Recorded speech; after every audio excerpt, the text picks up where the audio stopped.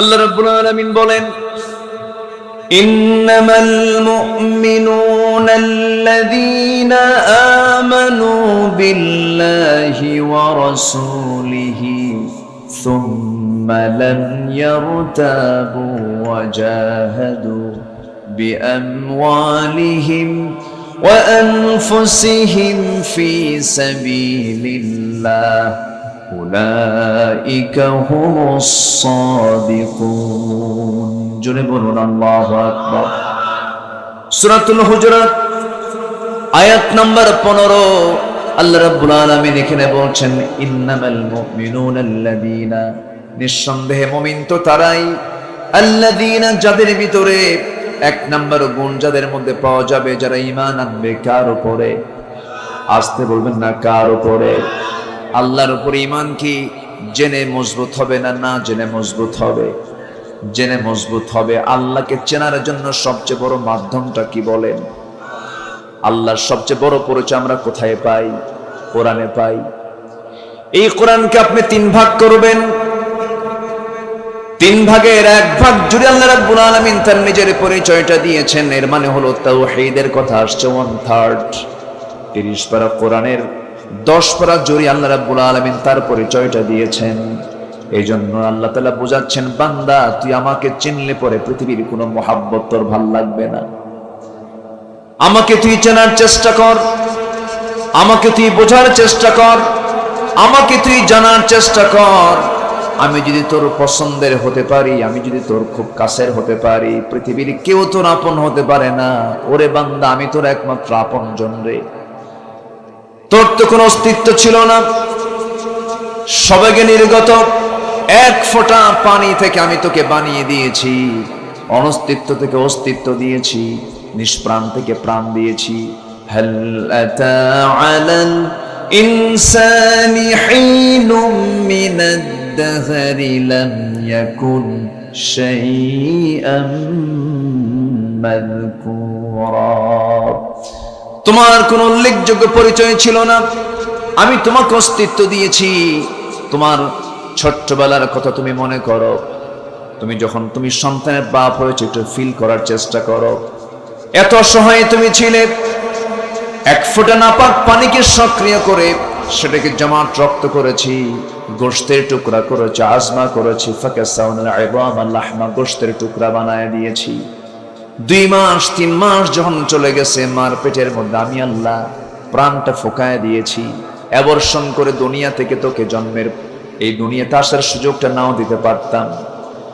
তোর চোখের সামনে কত সন্তান মৃত হয়ে মার পেট থেকে বের হয়ে যায়। বান্দা, আমি তোকে কত কষ্ট করে আমি এই দুনিয়ার জাগতিক জীবনকে ভোগ করার জন্য তোর যৌবন দিয়েছি, তোর জীবন দিয়েছি। চোখের জায়গায় চোখ দিয়েছি, কানের জায়গায় কান দিয়েছি, নাকের জায়গায় নাক দিয়েছি, হাড়ের জায়গায় হাড় দিয়েছি, হাতের জায়গায় হাত দিয়েছি, পায়ের জায়গায় পা দিয়েছি। আল্লাহ রাব্বুল আলামিন বলছেন, বান্দারে আমাকে চেনার জন্য দূরে কোথাও যাওয়া লাগবে না, আকাশেও যাওয়া লাগবে না, জমিনের কোথাও যাওয়া লাগবে না। সূরা যারিয়াতের মধ্যে আল্লাহ রাব্বুল আলামিন বান্দাকে সতর্ক করে বলছেন, ওয়াফি আনফুসিকুম আফালা তুবসিরুন। বান্দা, তুমি তোমার নিজের দিকে তাকায় দেখো, কি সুন্দর করে আমি তোমাকে বানিয়ে দিয়েছি। এই 2টা ঠোঁট দিয়েছি, আলাম নাজআল্লাহু আইনাইন, 2টা চোখ দিয়েছি, ওয়ালিসান ওয়া শাফাতাইন, সুন্দর 2টা ঠোঁট দিয়েছি, ভিতরে একটা জিহবা দিয়েছি। জিহবাটা একটা গোশতের টুকরা, এই গোশতের টুকরার মধ্যে আমার একটা মেশিন দিয়েছি। আল্লাহ রাব্বুল আলামিন প্রত্যেকটা বান্দার জিহবার ভিতরে 1 নয় 2 নয় 3000-এরও বেশি সাতকড়ির বন্দোবস্ত আমার আল্লাহ জিহবার মধ্যে রেখে দিয়েছেন। যেরকম সুবহানাল্লাহ। কে সাত দিয়েছেন? আসতে বলবেন না, কে সাত দিয়েছেন? আল্লাহ সাত দিয়ে দিয়েছেন। নাকের মধ্যে ঘ্রাণ দিয়েছেন কে? আল্লাহ দিয়ে দিয়েছেন। আল্লাহ বলছেন, বান্দারে এই সমস্ত অবদানগুলো পৃথিবীর কারণ নয়, সব অবদানগুলো আমি আল্লাহ, আমার অবদান আমি তোকে দিয়েছি। বান্দা, শুকর যদি আদায় করতে তুই আমার শুকর আদায় করবি। সবাই প্রাণ খুলে আমার সঙ্গে ঠোঁট মিলিয়ে বলুন, আলহামদুলিল্লাহি রাব্বিল আলামিন। সবাই বলুন, আলহামদুলিল্লাহি রাব্বিল রাব্বিল আলামিনির রাহমানির রহিম মালিকি ইয়াউমিদ্দিন ইয়্যাকা না'বুদু ওয়া ইয়্যাকা নাস্তাঈন اهدنا الصراط المستقيم صراط الذين أنعمت عليهم غير المغضوب عليهم ولا الضالين জোরে বলুন আরো জোরে বলুন প্রশংসা কার করব আমরা আস্তে বলবেন না কার তিনি কোথায় আছেন বলেন তিনি কোথায় আছেন আরশ আজিমে তিনি আছেন আর রহমানু আলাল আরশ ইস্তাওয়া তিনি আরশ আজিমের সমাসীন এবং তার ইলম সকল জায়গায় আছে না নাই তার ইলম সকল জায়গায় আছে সব তিনি চালান কোনো কিছু চালাতে নিয়ে তার কোনো ক্লান্তি নেই আল্লাহ রাব্বুল আলামিন তার পরিচয় দিতে নিয়ে এক জায়গায় বলছেন সবাই বলুন ওয়ালা ইয়াউদুহু হিফযুহুমা وهو العلي العظيم জোরে বলুন আল্লাহু আকবার এই আসমান জমিন পরিচালনায় দুনিয়ার শাসকদের মধ্যে ক্লান্তি আসতে পারে Joe Biden Theresa May Damodar Das Narendra Modi Vladimir Putin এই যে বড় বড় পরাশক্তিগুলো এদের মধ্যে ক্লান্তি আসতে পারে মিস্টেক হতে পারে ভুল হতে পারে ভুল হবে এটা স্বাভাবিক কিন্তু আমার আল্লাহ বলছেন বান্দারে আসমান পরিচালনা জমিন পরিচালনা সূর্য পরিচালনা সমুদ্র পরিচালনা সাতটা আসমান জমিন পরিচালনায় আমি আল্লাহ রাব্বুল আলামিন আমার মধ্যে বিন্দু পরিমাণ কোনো ক্লান্তি কাজ করে না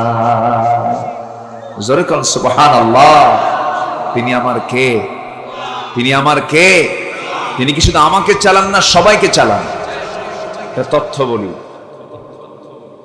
জলভাগ এবং স্থলভাগ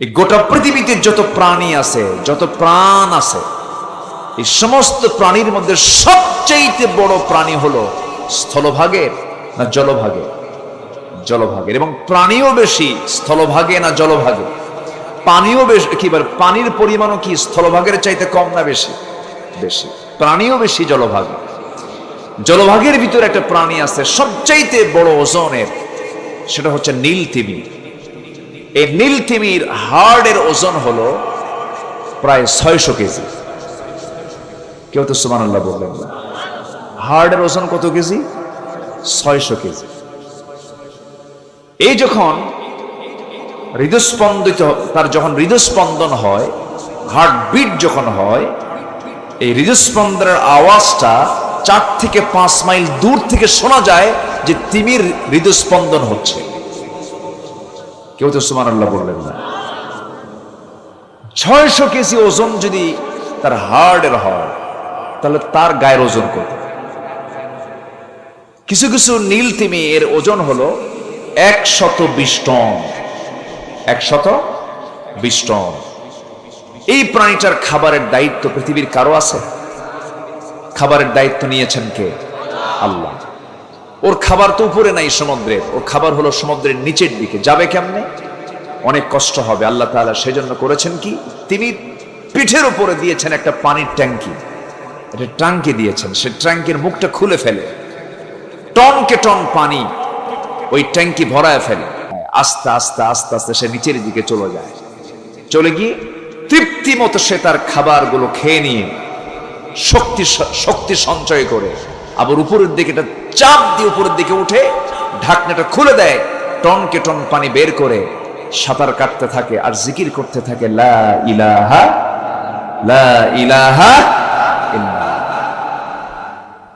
তাহলে কি আল্লাহ শুধু আমাকে চালান না সবাইকে চালান সবাইকে চালান আমি শুধু যদি সৃষ্টি জগতের বিষয় নিয়ে কথা বলি ঘন্টার পরে ঘন্টা চলে যাবে আলোচনা শেষ হবে না এক কথায় বলছে আমরা ঈমান আনবো সেই মহান রবের উপরে যে মহান রব দুর্বল না মজবুত আল্লাহ বলছেন বান্দারা আমার প্রতি ঈমান আনো এক নাম্বার আমার প্রতি বিশ্বাস রাখো এটা হচ্ছে এক নাম্বার গুণ। আমাকে মানবে, রাসূলকে মানবে না, তা হবে না। আমাকে মানতে হবে, রাসূলকে মানতে হবে। ইন্নামাল মুমিনুনা আল্লাযীনা আমানু বিল্লাহি ওয়া রাসূলিহি সুম্মা লাম ইয়ারতাবু ওয়া জাহাদু বিআমওয়ালিহিম ওয়া আনফুসিহিম ফি সাবিলিল্লাহ। জোরে বলুন আল্লাহু আকবার। একটু দূরে দাঁড়ান। আমরা কি দুর্বল প্রভুকে পেয়েছি না মজবুত প্রভুকে পেয়েছি? যিনি তিমিকে খাওয়ান, যিনি আকাশ চালান, যিনি সূর্য চালান। সূর্য কি কোনোদিন একটা দিনের জন্য বন্ধ ছিল? আসতে বলে বন্ধ ছিল। এখন কি ডুবে গেছে না আছে? কোথায় আছে? আমেরিকায় আছে। এখন কোথায় আছে বলেন তো? আপনার যদি কোনো বন্ধু আমেরিকায় থাকে, ফোন দিবেন, বন্ধু কোথায়? কাল সূর্যের নিচে। আমার সূর্য গেল কেমনে? কি আমার কাছে আসছে, আবার হেরে তোর কাছে যাবে। সূর্য ডোবে না, সূর্য শুধু পরিভ্রমণ করছে। সূর্য শুধু কি পরিভ্রমণ করছে। এখন হয়তো অনেকে বলবেন, ও যে সূর্য তো ঘোরে না, পৃথিবী ঘোরে। আবার কেউ কেউ বলে না, পৃথিবী ঘোরে না, সূর্য ঘোরে। মানে ওদের এখন মাথায় ঘোরে,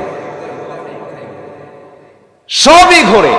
অকুল্লুন ফি ফালাকিন ইয়াসবাহুন।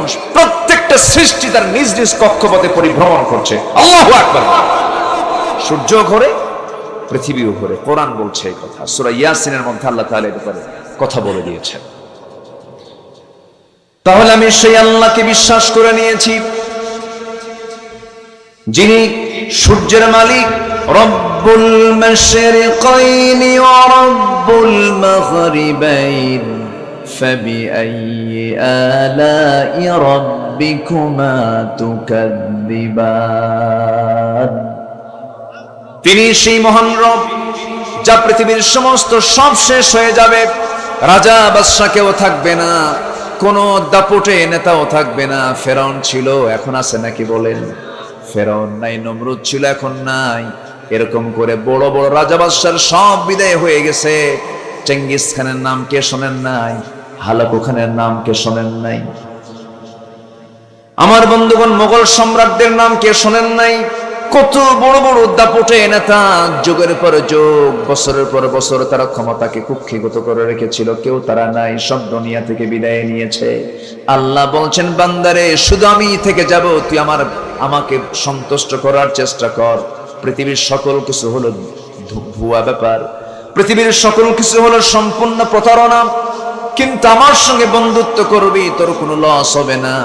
আল্লাহ রাব্বুল আলামিন বলছেন, কুল্লু মান আলাইহা ফান ওয়া ইয়াবকা ওয়াজহু রাব্বিকা যুল জালালি ওয়াল ইকরাম। ঠোঁট মিলিয়ে সবাই বলুন, ফাবিআইয়ি আলাই রাব্বিকুমা তুকাযযিবান।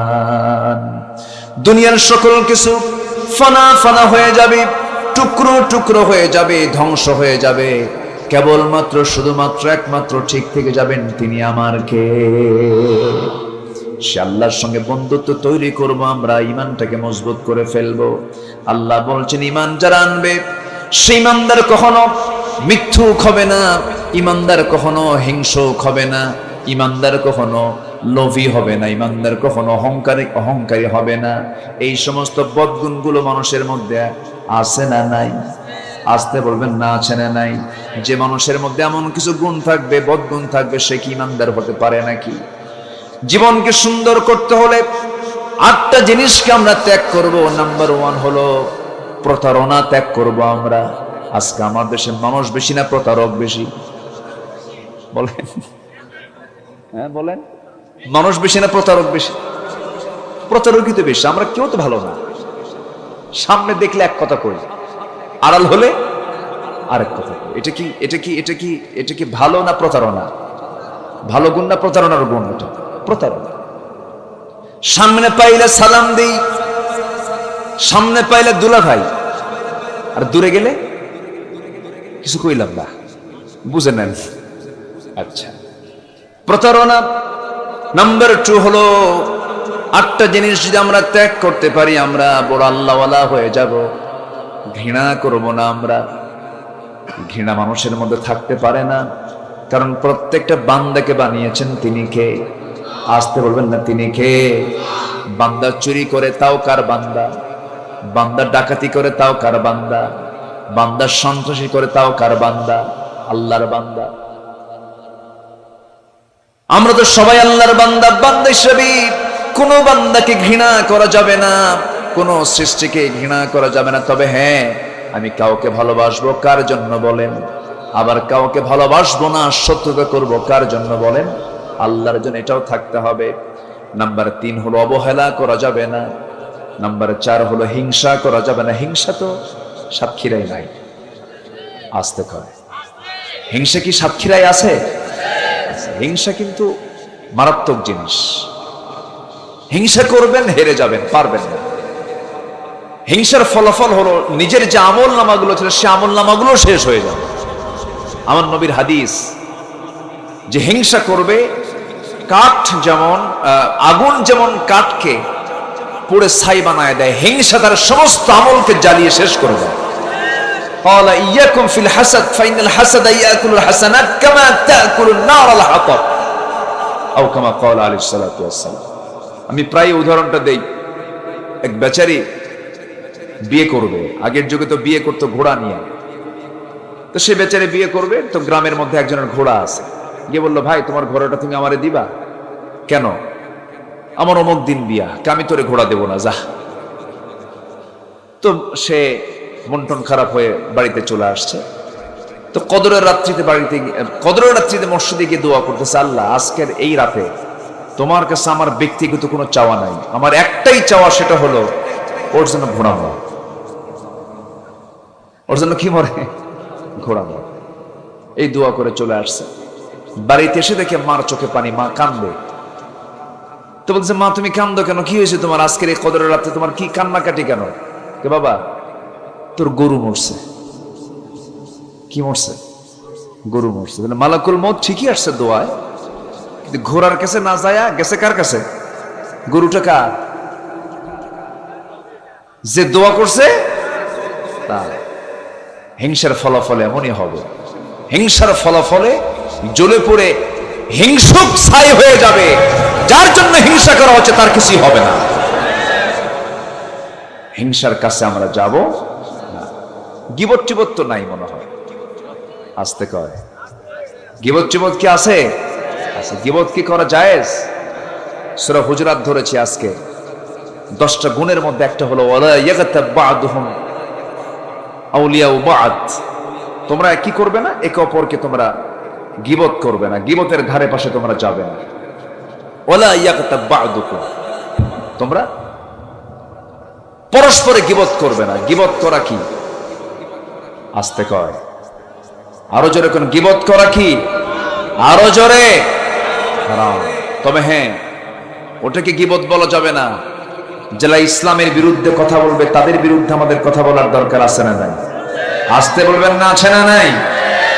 তুমি কোরআনের বিরুদ্ধে কথা বলবে, ইসলামের বিরুদ্ধে কথা বলবে, দ্বীনের বিরুদ্ধে কথা বলবে, আলেমদের বিরুদ্ধে ষড়যন্ত্র করবে, ওই জায়গায় প্রতিবাদ করা ফরজ। ওই জায়গায় প্রতিবাদ করতে হবে। আমার বন্ধুগণ, পরনিন্দা করা যাবে না, গীবত করা যাবে না। নাম্বার 6 হলো অহংকার করা যাবে না। অহংকারী ব্যক্তি জান্নাতের গন্ধ পাবে না। নাম্বার 7 হলো লোভ করা যাবে না। অবৈধ লোভ ইসলামের সম্পূর্ণ হারাম। অন্যের সম্পদ আপনি দেখতেছেন, আপনি দোয়া করবেন, আল্লাহ তুমি তাকে সম্পদ দিয়েছো, আল্লাহ তুমি আমাকে সম্পদ দাও। কিন্তু আপনি এমন দোয়া করতে পারবেন না তারা যেন ধ্বংস হয়ে যায়। আবার অন্যের সম্পদের প্রতি আপনি লোভী হবেন, তাও হওয়া উচিত নয়। আল্লাহ তুমি আমারও সম্পদ দাও। অবৈধ লোভ করা যাবে না। আল্লাহ রাব্বুল আলামিন লোভীকে কখনো জান্নাত দিবেন না। অবৈধ লোভ যার মধ্যে থাকবে তাকে আল্লাহ রাব্বুল আলামিন জান্নাত দিবেন না। নাম্বার 8 হলো মিথ্যা কথা। আমি যদি একটা প্রশ্ন করি, এই পৃথিবীতে একজন মানুষের জীবনে কোনদিন একটা মিথ্যা কথা মুখ থেকে বের হয় নাই, তিনি হচ্ছেন মুহাম্মদ সাল্লাল্লাহু আলাইহি ওয়াসাল্লাম। আমরা কিন্তু সেই নবীর উম্মত।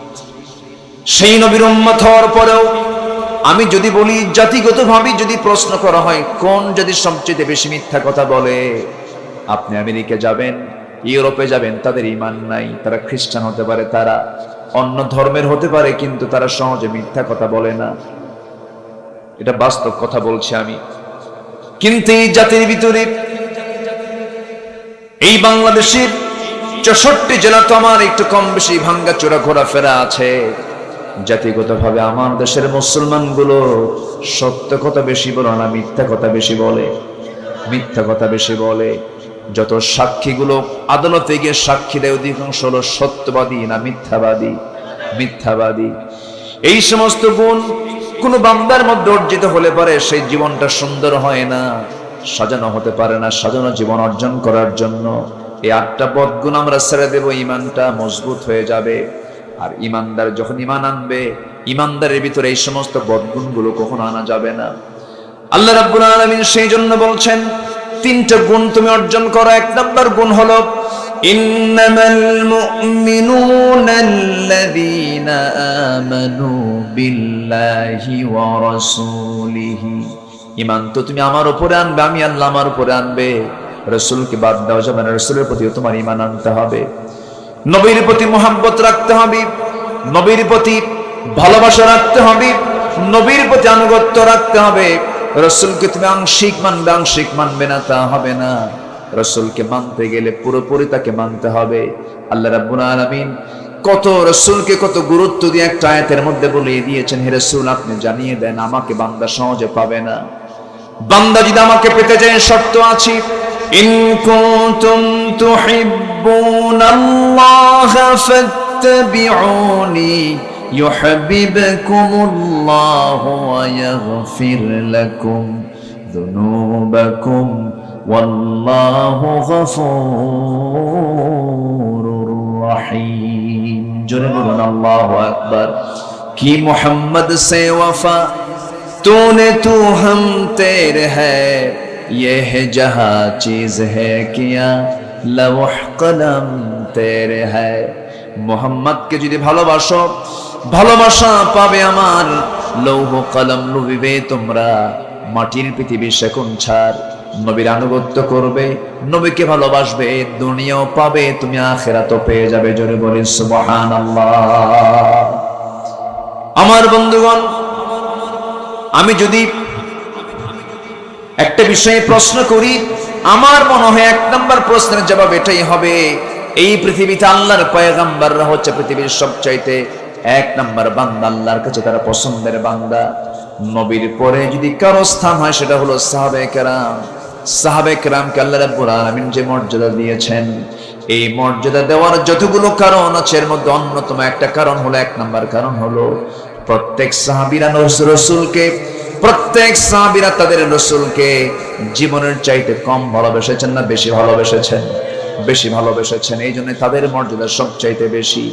আমার বন্ধুগণ, এই জন্য আল্লাহ তাআলা বলছেন, ইমানদার তুমি ঈমান এনেছো আমার উপরে, শুধু আমার উপর ঈমান আনলে হবে না, নবীর প্রতিও তোমার ঈমান আনতে হবে, মুহাব্বত রাখতে হবে।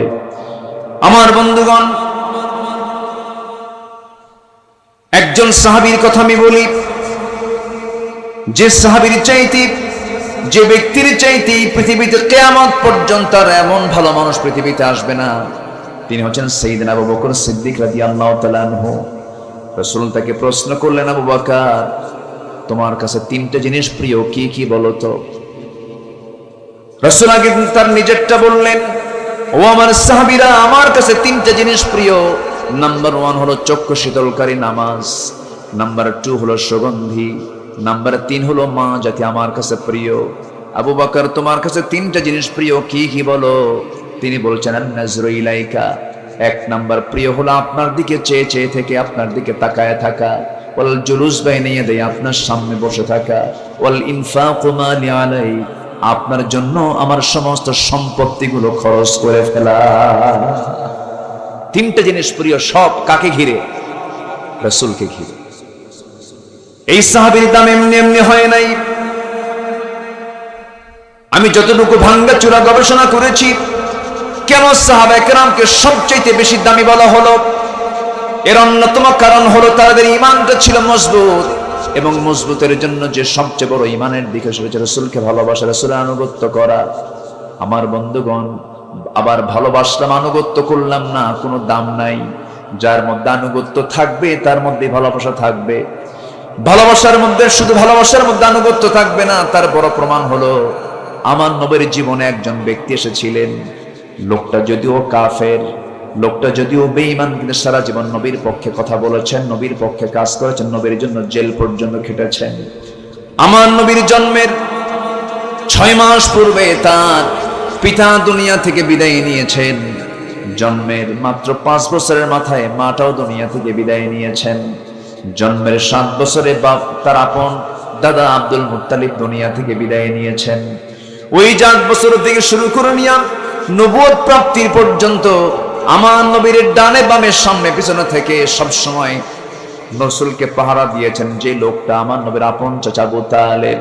রাসূলকে এত মহব্বত করেছেন, এত ভালোবেসেছেন, কিন্তু সেই লোকটা আবু তালেবের মতো মানুষটা রাসূলকে মহব্বত করার পরেও প্রশ্ন দিচ্ছে আপনাদেরকে, আবু তালেব জান্নাতি না জাহান্নামী? জান্নাতি না জাহান্নামী? কি নাই বলেন, কি নাই? মহব্বত আছে কিন্তু আনুগত্য, মহব্বত আছে কিন্তু ঈমান নাই। তাহলে 1 নম্বর পুঁজি আমাদের কি আনা? বলেন কি আনা? বলেন ঈমান আনা। কষ্ট হচ্ছে আপনাদের? আচ্ছা, আমি কি আলোচনা চালিয়ে যাব? জোরে বলি ইনশাআল্লাহ। আমার বন্ধুগণ, এই আবু তালেব কি করে নাই? নবীকে বাঁচাতে গিয়ে শিব আবু তালিব আমার নবীকে রক্ষা করতে গিয়ে বয়কট পর্যন্ত খেটেছেন। নবীর সঙ্গে 3.5 বছর জেল পর্যন্ত খেটেছেন। রাসূল যখন নবুয়তের ঘোষণা দিয়ে দিয়েছেন, আমার নবীজি বললেন, চাচা আমি আল্লাহর পয়গম্বর। আবু তালেব বলে ফেললেন, মুহাম্মাদের আমি জানি তোর মধ্যে নবুয়তের চরিত্র আছে, তুই আল্লাহর পয়গম্বর শতভাগ নিশ্চিত, কোনো সন্দেহ নাই। আমি আমার কলিজার টুকরা, আমার আদরের দুলাল 2টা সন্তান আলীকে তোর হাতে তুলে দিলাম, আমার জাফরকে তোমার হাতে তুলে দিলাম, তাদেরকে তুমি কালেমা পড়ায়া নাও। নিজের সন্তান 2টা ছেড়ে দিলেন। আবু তালেব কোনদিন রাসূলকে বাধা দিলেন না, দিনের প্রচার করতে লাগলেন, বরং চাবু জেলরা খেপে যায়, রেগে যায়। সামনে আবু তালেব দাঁড়ায়া যান, না আমার ভাতিজিকে তোমরা কষ্ট দিতে পারবা না। কিন্তু আমার নবীজি কোনদিন জোর করে নিজের আপন চাচা আবু তালেবকে জোর করে বলেন নাই, চাচা আপনাকে কালেমা পড়তেই হবে। লা ইকরাহা ফিদ্দিন, দিন গ্রহণে কোনো জবরদস্তি করা যাবে না, কোনো প্রেসার ক্রিয়েট করেন নাই। শুধু আমার নবীজির নবুয়ত প্রাপ্তির কয়েক বছর পর যখন আবু তালেব অসুস্থ হয়ে পড়লেন, বিছানায় কাতরাচ্ছিলেন, নবীজি তার পাশে গিয়ে আস্তে করে বসলেন, চাচা আপনি আমার জন্য কি করেন নাই? আমার জন্য আপনি জেল খাটলেন, আমার জন্য আপনি কত কষ্ট করলেন, আপনি আমাকে বিয়ে দিলেন, আপনি আমাকে ব্যবসা বাণিজ্য শিখালেন, আপনি আমাকে ভাষা শিখালেন, এত কিছু আপনি আমার জীবনের স্মৃতি হয়ে আছেন। ও চাচা, পুরো কালিমা পড়া লাগবে না, শুধু আপনি একটাবার বলবেন লা ইলাহা ইল্লাল্লাহ, এতটুকুন বলবেন আপনি, আমি আপনার জন্য বেহেশতের জামিন হয়ে যাব। আমি আল্লাহর কাছে গিয়ে বলবো। আবু তালেব মুমূর্ষ অবস্থা কাতরাচ্ছেন, পাশে বসে বসে তার মাথা থেকে শুরু করে পা পর্যন্ত হাতের ছোঁয়া লাগায় দিতেছেন আর বলছেন, চাচা একটাবার আপনি কালেমা পড়েন। সঙ্গে সঙ্গে বলছে, ভাতিজা আমাকে বারবার চেষ্টা করো না, আমার কপালে বুঝি ইসলাম নাই, কারণ আমি আমার বাপদাদার ধর্ম ছাড়তে পারবো না। এই যে একটা বাকামি ভাব, শেষ পর্যন্ত রাসূল আর চেষ্টা করে পারলেন না, কারণ রাসূল চেষ্টা করে পারবেন না, কারণ হেদায়েতের মালিককে। আসতে বলবেন না, হেদায়েতের মালিককে। এই জন্য আমরা হেদায়েত চাইবো কার কাছে? ইহদিনাস সিরাতাল মুস্তাকিম। আমার নবীজির কাছে আয়াত নাযিল হলো, লান তাহদিনি মান হাবাবতা, আপনি যাকে ভালোবাসেন আপনি তাকে হেদায়েত দিতে পারবেন না। ইয়াহদি আল্লাহু মান ইয়াশা। আমার নবীজি হাতটা গোটায় নিলেন। আবু তালেব দুনিয়া থেকে বিদায় নিয়ে দুনিয়া থেকে চলে গেলেন। আমার নবীজির আপন চাচা হওয়ার পর আবু তালেব জান্নাতি না জাহান্নামী? কি নাই? ঈমান নাই। জাহান্নামীদের ভিতরে বর্ণনায় পাওয়া যায় সবচাইতে কম শাস্তি আবু তালেবের হবে, কারণ আমার নবীজি মুমূর্ষ অবস্থায় তার মাথা থেকে পা পর্যন্ত হাতের ছোঁয়া লাগায়া দিয়েছিলেন। এই জন্য তার গোটা শরীরের কোথাও পড়বে না, কিন্তু জাহান্নামের একটা জুতা, এক জোড়া জুতা তাকে পরিধান করে দেওয়া হবে। জাহান্নামের সেই জুতা পরিধান দেওয়া করার কারণে ওই জুতার পায়ের নিচ থেকে আগুনের লাভা বের হবে, সেখান থেকে আগুনের অ্যাকশন শুরু হয়ে যাবে, ব্রেন পর্যন্ত টকবক করবে। বলা হবে, আবু তালেব এই জাহান্নামীদের মধ্যে সবচেয়ে বেশি শাস্তি কার হচ্ছে? আবু তালেব বলে ফেলবেন, আমার সবচেয়ে বেশি শাস্তি দেওয়া হচ্ছে। সে আবু তালেব নবীর পাশে এত কিছু করার পরও, নবীর পক্ষে এত কথা বলার পরও তার জন্য কপালে জুটেছে জান্নাত না জাহান্নাম। জাহান্নাম। তাহলে এখানে সবচেয়ে বড় বিষয় হলো ঈমান সবচেয়ে বড় ফ্যাক্টর। মোহাব্বত করে লাভ হবে না। মোহাব্বত আবু তালেবও করেছে। নবীর প্রতি দরুদ পড়লাম, নবীর বিরুদ্ধে কথা বললাম, এটার নাম দরুদ পড়া নয়, ঠিক কিনা?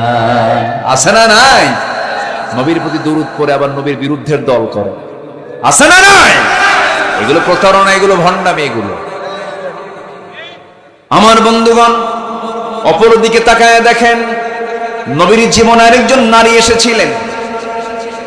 নবুয়ত প্রাপ্তির আগেই তিনি বিয়ে করেছিলেন। সেই বিয়ের প্রস্তাব এসেছিল সেই মহিলার পক্ষ থেকেই। একজনকে পাঠায় দিয়েছিলেন, তিনি প্রস্তাব দিয়ে, বিয়ের প্রস্তাব দিয়ে পাঠায়াছিলেন খাদিজা রাদিয়াল্লাহু তাআলা আনহা। নবীর কাছে যখন এসে প্রস্তাবটা পড়ল, রাসূল প্রস্তাব পেয়ে বললেন, সোজা চলে গেছেন, আমি কিচ্ছু বলতে পারবো না, আমি আমার চাচার কাছে গিয়ে পরামর্শ করব। আবু তালেবের কাছে গিয়ে বলেন, চাচা, একজন নারীর পক্ষ থেকে বিয়ের প্রস্তাব চলে আসছে, আপনি যা বলবেন তাই হয়ে যাবে। আমার নবীর তো বাবা নাই, তিনি বাবার কাছে যাবেন। আমার নবীর তো মা নাই, মার কাছে যাবেন। চাচার কাছে গিয়ে বললেন, তাহলে এখান থেকে বোঝা গেল কারো বাবা নাই, সে যাবে কার কাছে? আস্তে করে, কার কাছে? কারো মা নাই, সে যাবে তার খালার কাছে, তার ফুফুর কাছে সে চলে যাবে। আমার নবীজির কাছে অনেক সময় সাহাবীরা বলতেন, ইয়া রাসূলুল্লাহ, আমার বাপ নাই, আমি কার খেদমত করব? রাসূল বললেন, তোমার আব্বার প্রিয় মানুষ কারা? তোমার চাচার খেদমত করো। হুজুর, আমার মা নাই, তোমার কি খালা আছে নাকি? হ্যাঁ, তার খেদমত করো। তোমার কি ফুফু আছে নাকি? তার খেদমত করো। কিন্তু আজকের সমাজে খালার খেদমত ঠিকই হয়, কিন্তু ফুফুর খেদমত হয় না। ফুফুরা কিন্তু আজকে একটা অবহেলিত নাম। ওই যে ফুফুর বাড়িতে কেউ যায় না, কিন্তু খালার বাড়িতে কি চলাফেরা হয়? খালার বাড়িতে চলাফেরা হয়। ফুফুর আদরটা খুব কম হয়। এটা খুব কষ্টের কারণ, কিন্তু এটা উচিত নয়। বাবার তো বোন, সে আপনার, সে মা, সে আপনার মা, সে মার মর্যাদা রাখে। কেমনে রাখবে? ফুফু যে সম্পত্তির জন্য আসে, বোঝেন নাই? কিসের জন্য আসে? সম্পত্তির জন্য আসে। সম্পত্তির কানেকশন আছে এখানে। সম্পর্ক ভালো রাখলে তো সব সম্পদ দিয়ে দিতে হবে। এটার নাম কি ঈমান? আজ থেকে এটার নাম কি ঈমান? কথা কি বলবো? কথা বলবো? কারো কোনো কষ্ট নাই তো? বলি আলহামদুলিল্লাহ। নবীজি চলে গেছেন, বাবা নাই, মা নাই, কার কাছে গেছেন? চাচার কাছে। এখনকার ছেলেরা কি বাবার কাছেই যায় না, চাচার কাছে যাবে কখন? নিজেই পছন্দ করে। ছেলে তো অনেক বড় হয়ে গেছে, বোঝেন না? ছেলে অনেক বড়, কি বড় হয়েছে? ভার্সিটি পড়ে, ভার্সিটি কলেজে পড়ে, অনেক বড় ইউনিভার্সিটির ছাত্র। সে আর বাপ মাকে বলবে কি? অনার্স শুরু হলো, নোংরামি শুরু হলো। এটাকে প্রেম বলে না। বিয়ের আগে কোনো প্রেম শব্দ নাই। বিয়ের আগে যা হয় এটা জেনা হয়, নোংরামি হয়, ঠিক কিনা? নোংরামি হয়। বিয়ের আগে কোনো প্রেম নাই। প্রেম হবে বিয়ের আগে না বিয়ের পরে? আসতে বলে, বিয়ের আগে না বিয়ের পরে? বিয়ের পরে। যুবকরা, একটা কথা জেনে রেখে দিও, 5 ধরনের মানুষের কোনো ভবিষ্যৎ নাই। কয় ধরনের? 5 ধরনের মানুষের কোনো ভবিষ্যৎ নাই। এই কথাগুলো সব জায়গায় পাবা না। এগুলো গবেষণা করে কথা বলা, কোরআন এবং হাদিসকে সামনে রেখে। একটু মনে রাখবে এই কথাগুলো। এই 5টা কথা যদি মনে রাখো এবং আমল করো, তোমার ভবিষ্যৎ ভালো হবে। 5 ধরনের মানুষের কোনো ভবিষ্যৎ নাই। নাম্বার 1 হলো রবের যারা, তার প্রভুর যারা, আল্লাহর যারা অবাধ্য বান্দা যারা, তাদের কোনো ভবিষ্যৎ নাই। নাম্বার 2 হলো পিতামাতার যারা অবাধ্য সন্তান, তাদের কোনো ভবিষ্যৎ। হতে পারে সে সচিব, হতে পারে সে বড় ডাক্তার, হতে পারে সে চেয়ারম্যান, হতে পারে সে বড় আলেম, হতে পারো তুমি শিক্ষিত, হতে পারো তুমি ডিসি, এসপি, সচিব, যা হও না কেন, বাপ মার যদি তুমি অবাধ্য সন্তান হও, তোমার কোনো ভবিষ্যৎ নাই। আস্তে কর।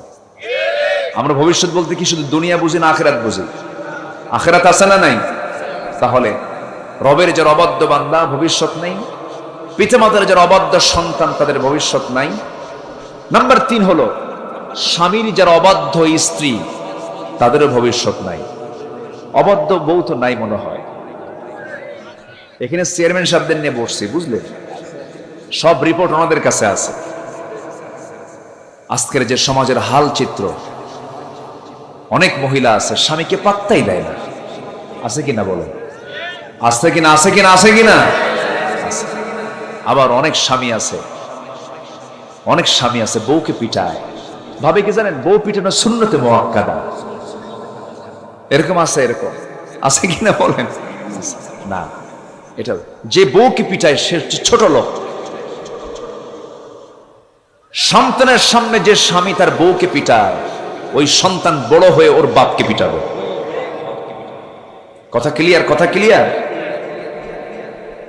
আবার সামান্য যৌতুকের টাকা না পেলে বউকে গরুর মতো পিটায়। এগুলো আছে কিনা জানি না, এলাকায় আছে। এগুলো কেন করবেন আপনি? কোন এক মহিলা আমাকে বলতেছে, সেদিন একটা চিঠি দিয়েছে, হুজুর আমার বিয়ে হয়েছে, স্বামীর ঘরে গেলাম, তো স্বামী আমারে বলে যে তুমি তো কিছুই নিয়ে আসলে না, আমার শ্বশুর তো আমার কিছুই দিল না। কি লাগবে? খাট লাগবে, শোকেস লাগবে, পালঙ্ক লাগবে, দিস এন্ড দ্যাট, মানে বাড়ির বুড়া ঝাঁটা বাদ দিয়ে যা আছে সব দাও। তা আমি উল্টো আমার স্বামীকে বলছি, হুজুর যে তুমি যেহেতু সবই চাচ্ছ আমার বাবার বাড়ির থেকে, অতএব ওগুলো নিয়ে আসার দরকার কি? আমি তোমার সাথে নিয়ে যা, আমার বাড়ি তুমি থাকো। কি কথা কি ভুল বললাম? কথা কি ভুল বললাম? যারা এই জাতীয় মানসিকতা নিয়ে থাকে, আল্লাহর কসম করে বলি, ওই দাম্পত্যময় জীবন কখনো সুখময় হতে পারে না, বরকতময় হতে পারে না। বউকে নিয়ে আসবেন রানী বানায়া, বউকে রানী বানায়া নিয়ে আসবেন। যুবকরা বউকে রানী বানায়া নিয়ে আসবা। শ্বশুর বাড়ির সম্পদের দিকে যে চেয়ে থাকবে সে সারা জীবন ফকিরই থাকবে, ওর ধনী হবে না। ছোট লোকি কারবার, এগুলো নোংরা কারবার। তো স্বামীর অবাধ্য কিছু বউ আছে না নাই বলেন তো? আছে। না বলে মার্কেটে চলে যায়, আছে কি না? না বলেই চলে যায় মার্কেটে। মেয়েরা তো এখন বেশি যায়, স্বামীকে ধমক মারে, তুমি কি মার্কেট বুঝো কিছু? তুমি কি মার্কেট কিছু বুঝো? এক ধমক টমক মাইরা স্বামীকে মানে কাইত কইরা ঘরের মধ্যে থুইয়া চলে গেছে মার্কেটে ঢং ঢং করে, মাথা থেকে পা পর্যন্ত সাজে। আচ্ছা, মেয়েদের যে সাজগোজ হবে এটা কার জন্য হবে বলেন তো? কার জন্য হবে বলেন তো?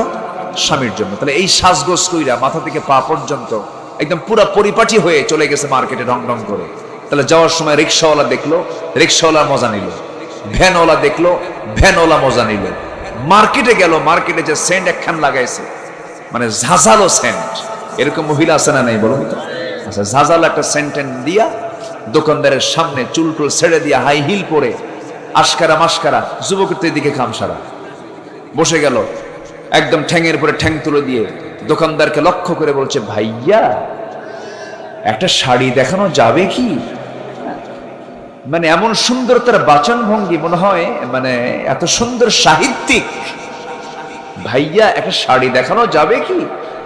দোকানদারের তো কামসারা, এত সুন্দর করে কথা বলে, শাড়ি একখান বের করে নিজের গায়ে লটকায় দিয়া বলে, আপা এই শাড়ি কিন্তু আপনাকে দারুণ মানাবে। ওটা আরেক বদমাইশ। হ্যাঁ, মানে এই এক অভিনয় করতে গেছে, ও আবার আরেক অভিনয় শুরু করছে। এই আকাম কুকাম গুলো আছে না নাই? কার বউ, কার মেয়ে, কার বোন যায়? মুসলিম পরিবারের কোন নারী এমন ধরনের আচরণ কখনো করতে পারে? আবার অনেক স্বামী আছে নিজের বউকে দেখাতে খুব পছন্দ করে, পরপুরুষকে হুন্ডায় চড়ায় গোটা সাতক্ষীরা ঘুরায়। আবার ফেসবুকে বইয়ের সুন্দর ছবি, নগ্ন ছবি পোস্ট করে বলে, প্রিয় বন্ধুরা আসুন আমার বউটাকে আমরা সবাই মিলে জামাতের সাথে দেখি। যখন নামাজ, এই নোংরামি কি করা যাবে বলেন তো? এই নোংরামি করা যাবে? যাবে না। তাহলে স্বামীকেও ভালো হতে হবে, স্ত্রীকেও ভালো হতে হবে। দুজন দুজনের সার্টিফিকেট যদি দিতে পারে, আল্লাহ তাদেরকে সার্টিফিকেট দিয়ে জান্নাত দিয়ে দিবে।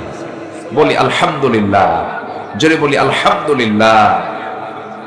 নাম্বার 4 হলো ওস্তাদের যারা অবাধ্য ছাত্র, শিক্ষকের যারা অবাধ্য ছাত্র, তারা জীবনে কোনোদিন তাদের ভবিষ্যৎ নাই।